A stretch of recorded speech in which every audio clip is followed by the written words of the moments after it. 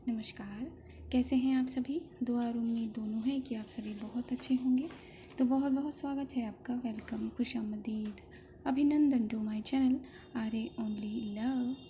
तो आइए एक छोटा सा रिकैप लेते हैं। ड्रैगन टीम को अब ऑर्डर दे दिया गया था कि वो ज़मीन पर उतर आए। तो दोनों स्क्वाड्रन लीडर अपने अपने नेविगेटर के साथ, अपने अपने जेट के साथ ज़मीन पर उतरने लगे थे। वहाँ पुरस्कार वितरण समारोह समाप्त हो गया था, लेकिन किसी का इंतज़ार ख़त्म नहीं हुआ था। गीतिका की आंखों का इंतज़ार ख़त्म नहीं हुआ था, उसके दिल का, उसके प्यार का इंतज़ार ख़त्म नहीं हुआ था। एक खलिश थी उसके दिल में जो उसे चुभ रही थी, जब वो देख रही थी कि किस तरह लोग उसी स्क्वाड्रन लीडर कल्पना पांडे का आदर कर रहे हैं जिसके बारे में वो कुछ शब्द लिख चुकी है। बस यही था जो उसके दिल में गड्ढा कर रहा था। भांप लिया था पांडा ने भी अपनी ब्रेनलेस के इस भाव को, और पांडा ने भी जल्दी जल्दी ज़रा ये मिलना, बधाई लेना ख़त्म किया था। हाथ पकड़ा था गीतिका का और फिर सरकारी गाड़ी में बैठकर उसी सरकारी होटल रूम में चली गई थी। बस यही तो रिकैप था। आइए आगे चलते हैं। तो ड्रैगन टीम का एक एक मेंबर बहुत खुश था। पार्टी भी कर चुके थे ये सब के सब, और फिर अपना अपना ज़मीनी वाहन लिए चलने लगे थे अपने घर। अमीज़, सैम, बैट और फिर अभी बहुत खुश थे वो लोग, बहुत खुश। अभी जल्दी से अपनी बाइक अपने घर के सामने रोक देते हैं और फिर अपने कदम जल्दी जल्दी घर की तरफ बढ़ाते हैं और दरवाजे पर नॉक करते हैं। दरवाज़ा खुलता है और फिर अभी की निगाहें कश्मीर की एक कली को देखते हैं। हाँ, कश्मीर की ही कली है वो, जरनाब, अभी की शरीक हयात, अभी की अर्धांगिनी, जिन्हें देखकर बड़ा चैन आता है अभी महाशय के दिल को। और फिर जरनाब के दिल को भी तो सुकून मिलता है। अभी तो वो कर्नल साहब के वहाँ थी और अभी अभिनव यानी कि अपने शौहर के लिए दरवाज़ा खोलने के लिए यहाँ पर पहुँच गई हैं। अभी जल्दी से एक मुस्कान लिए अंदर आते हैं और फिर पापा आकर उन्हें गले लगा लेते हैं। एक तो आज बहुत बड़ा कार्य करके आए हैं अभिनव। तभी मॉम भी आती हैं पीछे से और अपने अभी का मुंह मीठा कर देती हैं, एक गुलाब जामुन उनके मुंह में डालकर। और फिर जरनाब चली जाती हैं किचन की ओर। अरे रुको बेटा, अब कहाँ चली? हाँ, मॉम ने जरनाब को रोक दिया था। पहली रसोई जो अभी मुकम्मल नहीं हुई थी। जाओ बेटा, तू हाथ मुंह धो ले, मैं खाना लगाती हूँ। तो अभी जो थे वो फ्रेश होने के लिए चले गए थे। खाना लगने लगा था। सभी फैमिली के मेंबर बैठे हुए थे, अभी भी जल्दी जल्दी आए और बैठ गए। खाना परोसने लगी थी माँ। जरनाब भी ठीक अभी के बगल में ही बैठी थी। सब ने खाना खाया था। खाने के वक्त बस कुछ बातें की थी और वो बातें किसी और की नहीं थी, सिर्फ़ और सिर्फ पांडा की थी। खाना मुकम्मल हो गया था। सब अपने अपने रूम की तरफ बढ़ गए थे। सब में कौन ही था? अभी का एक छोटा भाई, क्योंकि माँ तो ज़रा कामों में बिज़ी थी। जरनाब को माँ ने भेज दिया था, तो अभी के कदम भी जरनाब के पीछे चलने लगे थे। तभी पापा की पुकार पर अभी रुक गए थे। पापा कुछ बात करना चाह रहे थे। आंखें और दिल जम गया था अभी का अपने कमरे की तरफ, लेकिन क्या करें, आदरणीय बेटे जो हैं, पापा की बात नहीं सुनेंगे तो कैसे चलेगा। बस फिर पापा ने कुछ बात करना अभी से शुरू कर दिया था। वहाँ वहाँ पांडा अपनी शॉर्ट और टी शर्ट से बाहर आ गई थी। बाहर जैसे ही आई उसने देखा कि गीतिका वैसे की वैसे ही लेटी हुई है जैसे वो उसे लिटा कर गई थी। उसकी नज़र दूर से ही बेड पर पड़ गई थी और कदम अपने आप बेड की तरफ चलने लगे थे। जब वो बेड की उस साइड पहुंच गई तो उसने अपने आप को रोका और फिर पांडा की निगाहें गीतिका के टो पर पड़ी तो उसे ऊपर की तरफ सरकी, ऊपर और सरकी, और फिर वो कुएं जैसी जगह ने उसकी नज़र को बांध लिया था, जो कभी ऊपर तो कभी नीचे हो रहा था। पांडा की निगाहों ने ज़रा ऊपर की तरफ उड़ान ली और फिर उसकी निगाहों की उड़ान को एक बेस मिला, गीतिका का सीना, जो सांसें ढूंढ रहा था, ऐसा लग रहा था। पांडा के लब मुस्कुरा दिए थे और फिर आंखें और ऊपर गई थीं। लब गीतिका के हल्के हल्के कांप रहे थे। गीतिका के दिल में जैसे ना जाने क्या चुभ रहा है, जिसकी चुभन उसके होंठ रिफ्लेक्ट कर रहे हैं। और फिर पांडा ने अपनी निगाहों को गीतिका की निगाहों में किया, जो बंद आई थी, देख रही थी। दोनों की निगाहों ने एक खामोश आई कनेक्शन शेयर किया था, जिसमें बहुत कुछ था। सवाल थे पांडा की निगाहों के, लेकिन उन सवालों का जवाब गीतिका की निगाहें नहीं दे रही थीं। इसलिए गीतिका ने एक पॉइंट पर आकर अपनी निगाहों को दूसरी तरफ मोड़ दिया। पांडा ठीक उसकी कमर के पास बैठ गई थी और फिर से अपनी ब्रेनलेस को निहारने लगी थी। ब्रेनलेस की वो कमर जिसका कर्व पांडा की निगाहें साफ साफ देख पा रही थी। पांडा ने एक घूंट खटका था और फिर बिना कुछ कहे, बिना कोई वार्निंग दिए, पांडा के हाथ गीतिका के उन छोटे छोटे झुमकों की तरफ बढ़ गए। गीतिका ने अपने चेहरे को मोड़ा हुआ था, इसलिए एक झुमका ही पांडा की निगाहों और हाथ के सामने था। धीरे से पांडा ने वो झुमका उतार दिया। फिर देखा कि एक हाथ में चूड़ियाँ हैं गीतिका के। धीरे धीरे वो चूड़ियाँ काउंट करके निकालने लगी थी पांडा, और गीतिका ने अपनी निगाहों को बंद कर लिया था। जब चूड़ियाँ उतर आई तो पांडा की निगाह गीतिका के गले में गई, जिसमें उसने वाइट मोतियों की माला पहनी हुई थी, जो येलो साड़ी में चांदनी बिखेर रही थी और कुछ भी नहीं। धीरे से उन मोतियों की माला को खोलकर खींच लिया था एक छोर पकड़कर पांडा ने, और बेड के पास उस छोटे से टेबल पर जिस पर वो खूबसूरत लैंप इन दोनों को निहार रही थी, उसके ठीक बगल में एक एक करके पांडा ये सारी चीज़ें रखने लगी थी। जिस जिस तरह छू रही थी पांडा, उस तरह गीतिका की सांसें करवट ले रही थीं। तभी पांडा के सीधे हाथ ने गीतिका के उस साइड वाले चेहरे को पकड़ा जो वो तकिए में छुपा रही थी।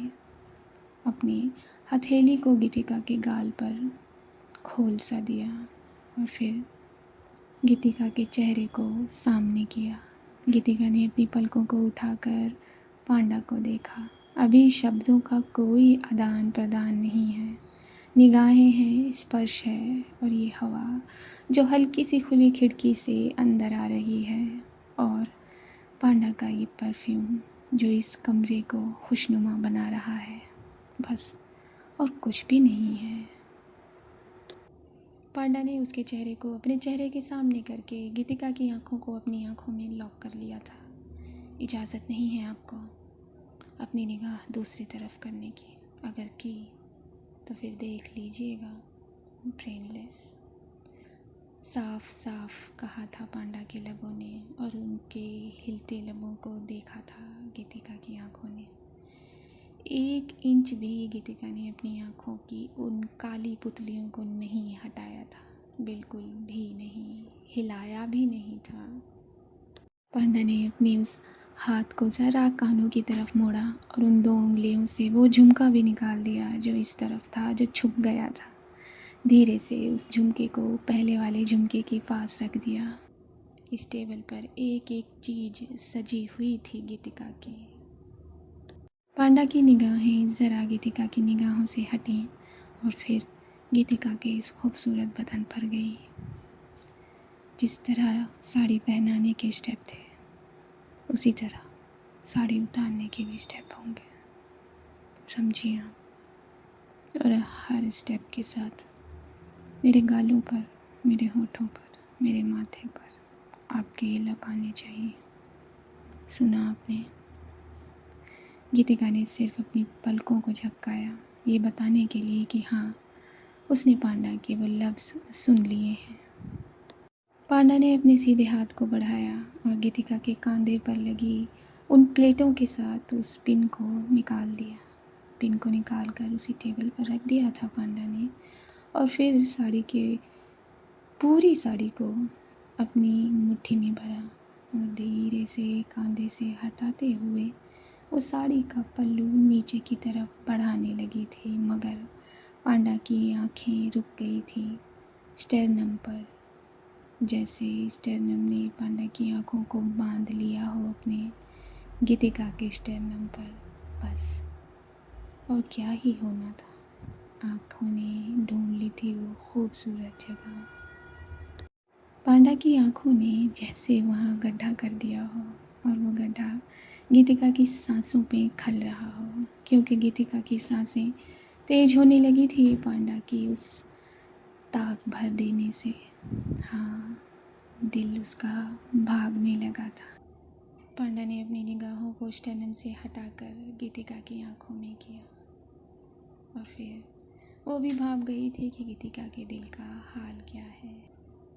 पांडा के हाथ ने जो साड़ियों को बटोर रखा था वो छोड़ दिया था, और अब पांडा का वो हाथ गीतिका के उस कुएं पर गया था, जिसके इर्द गिर्द ऊंची ऊंची दीवारें थीं। गीतिका की वो गहराई लिए नाभि पर, और फिर पांडा की वो फिंगर उस कुएं के चारों तरफ नाचने लगी थी, मगर बहुत धीरे धीरे, बहुत धीरे धीरे, जिससे गीतिका की हालत ख़राब हो रही थी। सांसें उखड़ने सी लगी थीं। तभी गीतिका ने सोचा कि वो इन उखड़ती सांसों को ज़रा थाम ले, और उसने फट से अचानक से अपने अपने दोनों बाजुओं को पांडा की गर्दन में लटका सा दिया था। खुद को गीतिका की दोनों बाजुओं में बहुत मजबूती थी, पकड़ थी बहुत ज़्यादा। वो लगभग लगभग पांडा की गर्दन पकड़कर झूल गई थी। मैंने कहा ना कि जिस तरह साड़ी पहनाने के स्टेप थे, उसी तरह साड़ी उतारने के स्टेप भी होंगे, ब्रेनलेस। जैसे ही पांडा के लबों ने वो ब्रेनलेस गीतिका के कानों में फुसफुसाया था, वैसे ही गीतिका ने अपनी बाहों को और मजबूती दे दी थी। अभी जल्दी जल्दी पापा से बात करते हुए अपने कमरे की तरफ बढ़ गया था। जैसे उसके कदमों में बेसब्री हो, उसने फट से अपने कमरे के दरवाजे को खोल दिया। वो लॉक नहीं था, बस बंद किया, और जब पलटा तो बस वहीं जम गया। उसकी सांसें वहीं रुक गईं। जरनाब उसके सामने वही ड्रेस पहने हुई थी जो इन दोनों ने उस दिन खरीदी थी, और जिसे पहनने के लिए खुद अभी ने कहा था। अभी की सांसें जैसे इस वैली की बर्फ़ की तरह जम गई थी, बस एक ही जगह रुक गई थी। डोर उसने पहले ही लॉक कर दिया था, और फट से वो जरनाब की तरफ बढ़े थे, और अभी ने जाकर जरनाब की कमर को पकड़कर उसे अपनी ओर खींच लिया था। खींचते देरी नहीं थी कि अभी ने जरनाब को अपनी बाहों में उठा लिया था, और फिर इन दोनों की निगाहों ने भी एक तार बांधा था जिसमें बहुत गहराई थी और ऊंचाई भी। उस आसमान में भी ये सांसें नहीं थमती जितना जितना आप थमवा देते हैं जरनाब। अभी ने ये कहा था। अभी के लब हिल ही रहे थे कि जरनाब ने अपने होठों को अभी के होठों पर रख दिया, और बस जैसे इन दोनों का ये वक्त यहीं थम गया और ये दुनिया यहीं रुक गई। गीतिका ने अपनी गर्दन को मोड़ा था। उसके बाजू अभी भी पांडा की गर्दन में ही अटके हुए थे। गीतिका ने गर्दन को मोड़कर पांडा के गालों पर अपने लबों को रखकर चूम लिया था, बहुत प्यार से। तभी पांडा के लब मुस्कुराए थे। ना, नहीं ब्रेनलेस, मज़ा नहीं आया, बिल्कुल भी नहीं। गीतिका ने सामने होकर पांडा को देखा था इस बात पर, और फिर से उसकी आंखें पांडा की आंखों से टकराई थी। पकड़ लिया था पांडा ने गीतिका की आंखों को, लॉक्ड कर लिया था। गीतिका की बैक पर पांडा के हाथ बहुत मजबूती से अटके हुए थे। पहले दिल की खलिश को खाली कीजिए। मैं जानती हूँ कि है दिल में कुछ जो खल रहा है। इन आँखों में मुझे उदासी नहीं चाहिए ब्रेनलेस। इन आँखों में सिर्फ और सिर्फ मुझे मेरी मोहब्बत चाहिए, और कुछ नहीं। खाली करिए अपने दिल की इस खलिश को जो इन आँखों को भारी कर रहा है। इन आँखों के साथ साथ सांसें भी भारी कर रहा है। आपके इन सांसों का भारीपन मुझ तक पहुँच रहा है और मैं इस फीलिंग को इतनी देर तक बर्दाश्त नहीं कर सकती ब्रेनलेस। तो हल्का कीजिए नहीं से प्लीज़। मैं नहीं देख सकती अपनी ब्रेनलेस को इस तरह, बिल्कुल भी नहीं। ये मैं आपको पहले भी बता चुकी हूँ, तो फिर क्यों? मैं कब से देख रही हूँ आपके इन आँखों की उदासी को, आपके दिल की इस खलिश को मैं भांप रही हूँ। ब्रेनलेस, हल्का कीजिए। ये सुनते ही गीतिका ने अपनी बाहों में और फोर्स भरा और फिर से पांडा की गर्दन को थाम लिया और इस बार तो और ज़्यादा वो हैंग हो गई थी पांडा की गर्दन को पकड़कर, और उसके आंसू कोई जगह नहीं पकड़ पाए थे क्योंकि उसके आंसुओं को कोई जगह ही नहीं मिली हैंग होने की, तो वो कहाँ जाते। गीतिका के आंसू सीधा पांडा की टी शर्ट पर आकर बह गए थे, बिल्कुल बह गए थे। उसकी सांसें जैसे जगह ढूंढ रही थी रिलीफ पाने का। गीतिका के वो लब थर्रा रहे थे, शब्द उसके हिल रहे थे, उसकी सांसें सिसकियाँ ले रही थी। गिल्ट था उसकी सांसों की उन सिसकियों में। मैंने मिस कॉटन के बारे में इतना ही कह पाई थी वो, इतना ही कह सकी थी वो। दी जर्नलिस्ट है, लेकिन उसके पास शब्दों की कमी नहीं है, लेकिन आज वो इसके आगे नहीं बढ़ पाई। उसकी सांसों ने ही जैसे उसके शब्दों को रोक दिया था। चुप हो गई थी वो यही कहकर और फिर से वो सिसकियाँ लेने लगी थी। पांडा के लब ये सुनकर मुस्कुरा दिए थे।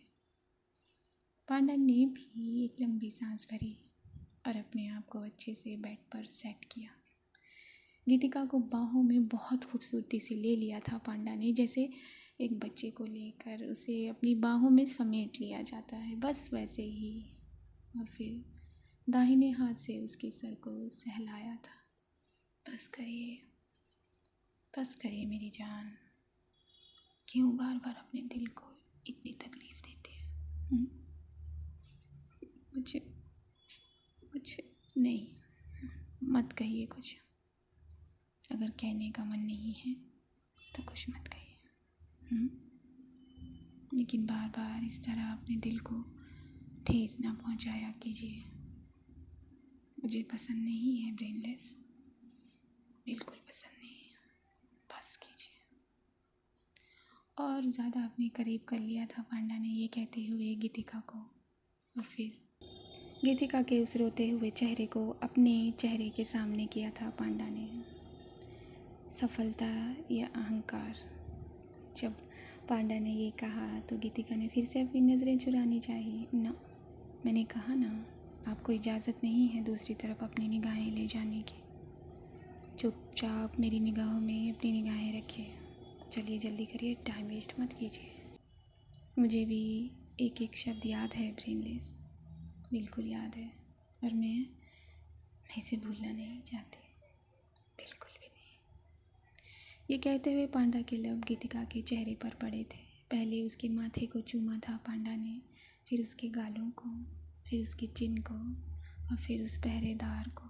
बहुत देर से देख लेने के बाद एक और बार चूमा था पांडा के लबों ने उस पहरेदार को, और फिर पांडा ने अपने होठों को गीतिका के होंठ पर रख दिया था और एक बहुत मुलायम किस देकर वापस अपने आप को गीतिका के चेहरे के सामने किया था। मुझे सब याद है और मैं चाहती हूँ आप भी इसे याद रखिए, लेकिन मुझसे ज़्यादा नहीं, मेरी मोहब्बत से ज़्यादा नहीं, समझिए आप। गीतिका ने चुपचाप अपने लाल गालों से अपना सर हाँ में हिला दिया था, और क्या ही कहती हो। ये याद मुझे इसलिए रखना है क्योंकि मुझे मालूम है कि मेरी ब्रेनलेस द जर्नलिस्ट किसी से नहीं डरती, और मुझे ये बहुत पसंद है, बहुत। आपकी निडरता, आपकी चंचलता, आपका ये बचपना, आपकी ये नादानी बहुत पसंद है। लेकिन स्कॉर्डन मैंने बिना कहा ना, मुझे भी याद रखिए, मेरी मोहब्बत को भी याद रखिए। मैंने कितनी बार कहा मुझसे दूर रहिए, वो तो याद नहीं था आपको।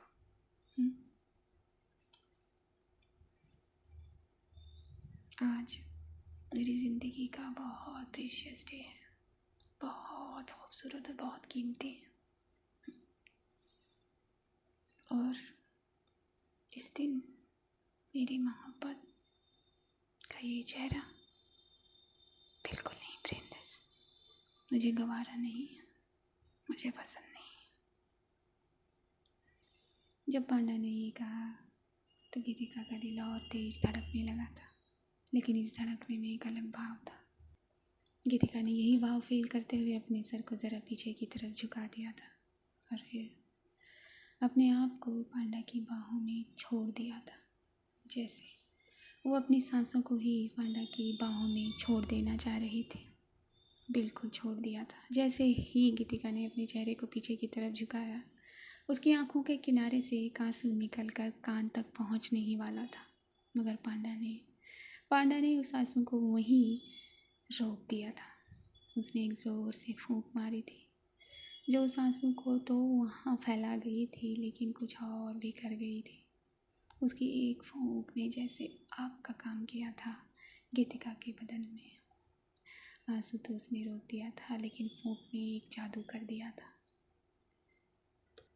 गीतिका ने ये बेचैनी अपने सीने में भरी थी और फट से वापस अपने आप को पांडा के सीने से चिपका दिया था, बिल्कुल चिपका दिया था। वो कमर जो अब उसकी पूरा पल्लू छोड़ चुकी थी, बस आज़ाद हो गई थी उसकी कमर किसी भी वस्त्र से।